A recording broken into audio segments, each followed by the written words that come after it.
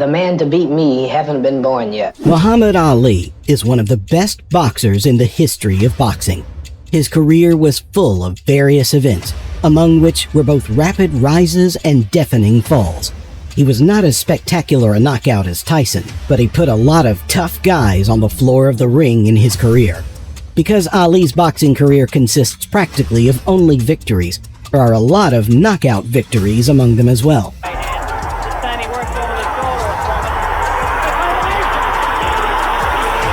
In this video, we've collected all of Muhammad's knockouts, from the very first to the most recent. So sit back and watch until the end. At the same time, think about which knockout in Ali's career was the coolest. Let's get ready to rumble! Unfortunately, we could not find the video of the first knockouts because of their age and the low status of the fights. The first knockout we will show you were in the 6th professional fight of Cassius Clay, his name at the time. By that time, our hero had won all 5 fights, 3 of them by KO. The 6th fight, which took place on April 19, 1961, was against Lamar Clark. Cassius took him down already in the 2nd round.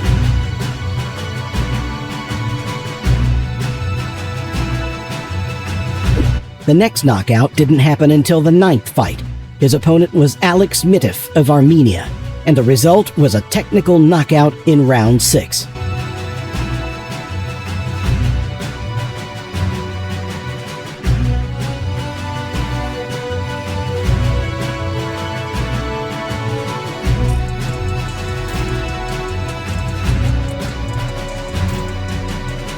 The following fights of Clay were all KOs.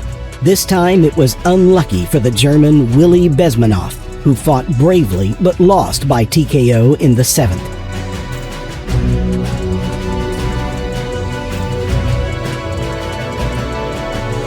The referee rushed him, and Clay's opponent was ready to continue the fight. The 11th fight of Cassius Clay, again by TKO. His opponent, Sonny Banks, was a middle-ranked boxer who did not hold out against the would-be champion in the 4 rounds. And yet the referee, it seems to me, was in a hurry. Clay's opponent was ready to continue the duel.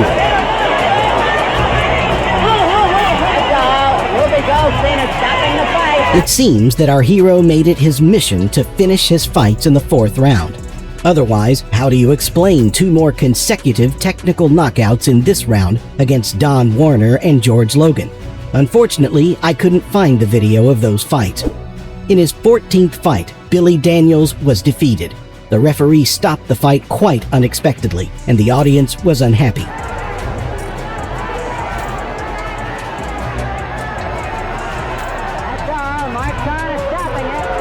This was Cassius' 6th consecutive technical knockout, only this time in the 7th instead of his favorite 4th round. The next fight was with Alejandro Lavarante.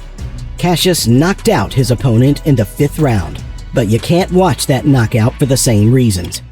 Gradually, Cassius became more and more famous, and his opponents became more and more serious.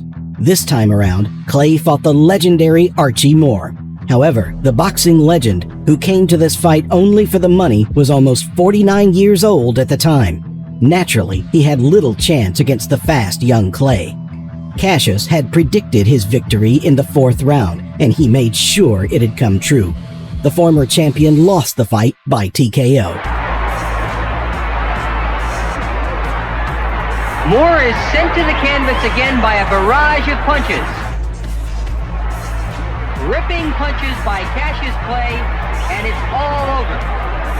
Clay wins by a 4th round knockout. Clay easily defeated his next opponent, Charlie Powell, knocking him out in the 3rd round in his home ring in Louisville. The following bouts were much more challenging. After his tough fight against Doug Jones, where the judges controversially gave the victory to Cassius, his next fight was no less difficult against Henry Cooper of Great Britain. The fight took place at Wembley and gathered an impressive crowd of 55,000. A few seconds before the bell in the 4th round, Cooper sent Clay into a hard knockdown.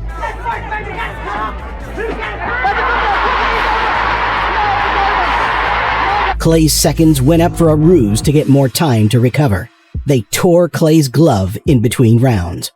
Cooper opened up a severe dissection in the 5th round, and the referee stopped the fight. It's round 5.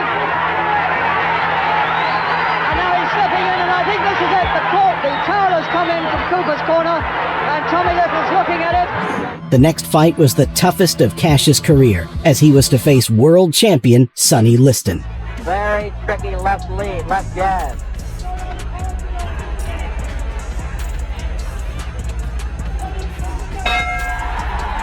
They might be stopping it. That might be all, ladies and gentlemen. Get up there, Joe. Get up there. Get up in the ring. Without difficulty defeating Liston and becoming the new world champion, Cassius Clay joined the Nation of Islam. He took his new name, Muhammad Ali. In his second fight against Sonny Liston, Ali took out the mighty boxer suspiciously, doing it in the 1st round already, which caused controversy and conspiracies. However, for more details about these scandalous fights, see our video on our other channel.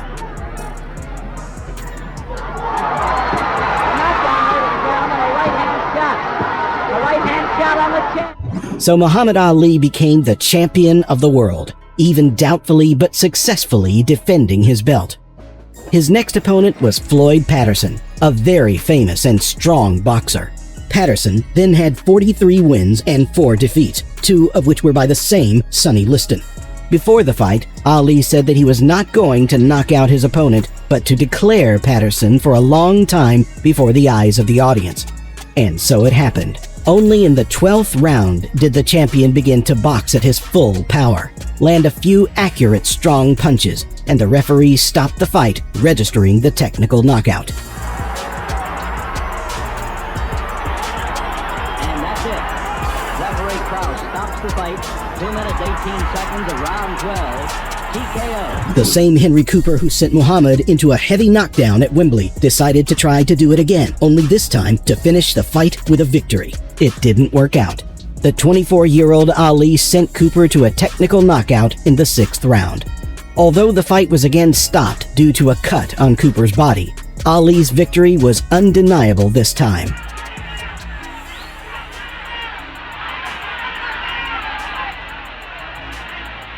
So it's all over.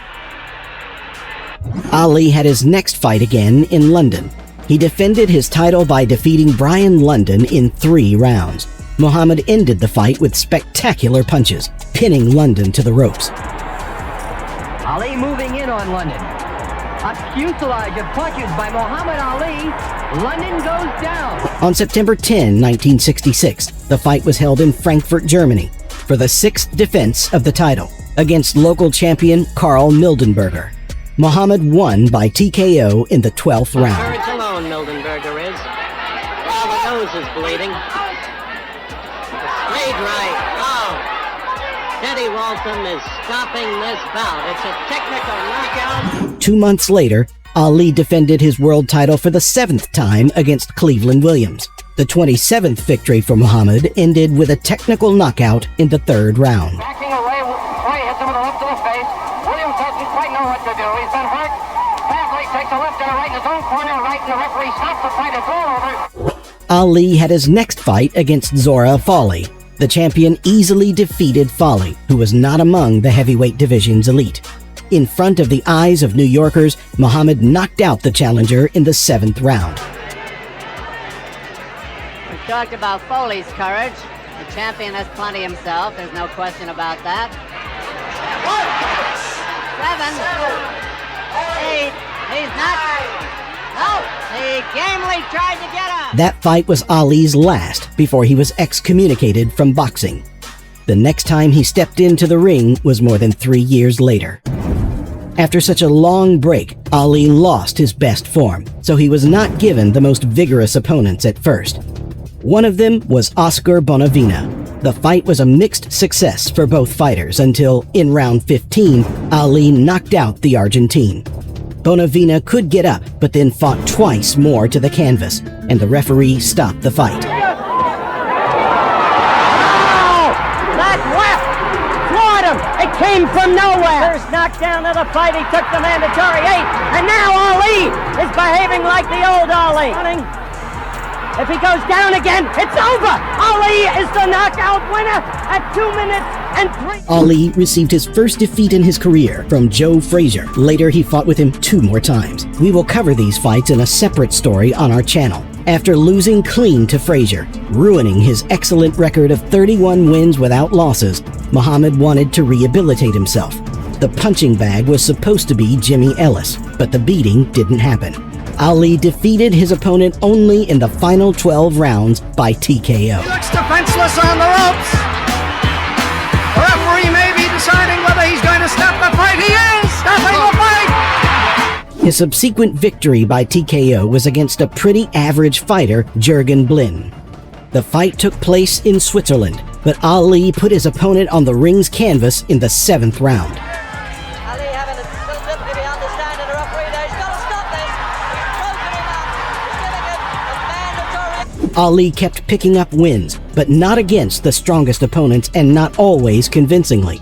2 years later, Muhammad met again with Jerry Quarry, whom he fought right after his 3-year downtime. Quarry lost again, 7th round, technical knockout. Ali's face there. Ali out to finish it, yes. It was a last stand, I think. It was Quarry's last gallant effort. Referee must stop it.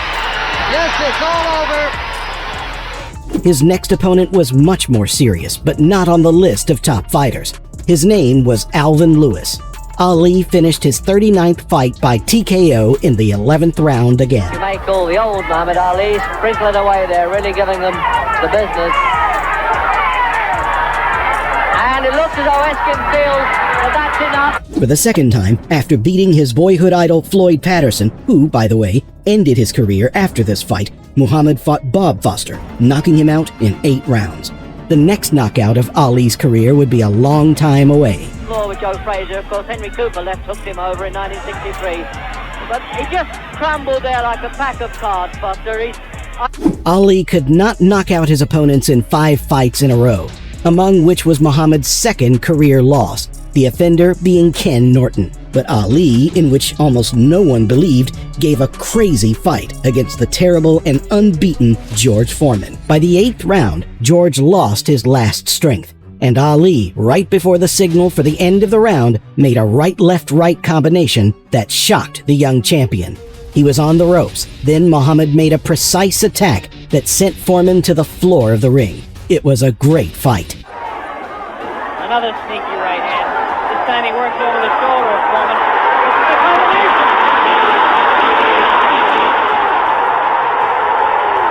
combination. After the fight with Foreman, Ali was at the peak of fame. The newly minted world champion had his first title defense against Chuck Wepner.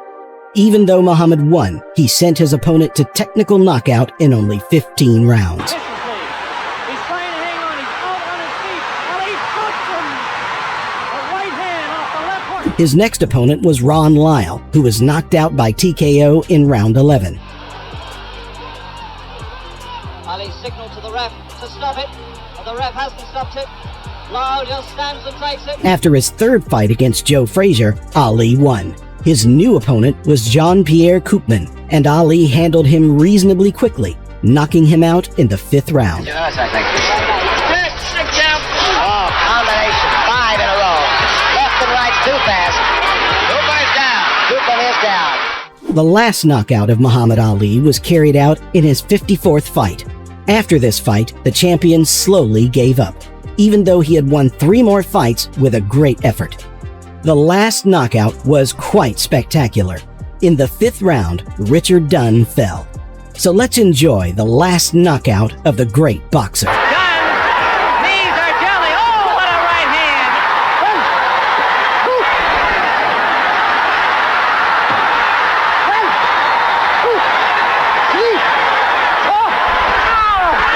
It's all over. It's all over. Muhammad Ali has beaten Richard Dunn. At the end of his career, Ali had seriously messed up his stats, losing 3 fights out of 4. Still, it doesn't change the fact that Muhammad is one of the greatest heavyweights ever. With 56 wins, 37 of them by KO, he proved it. And now a question. Which of his knockouts did you like the most? We're waiting for your answer in the comments.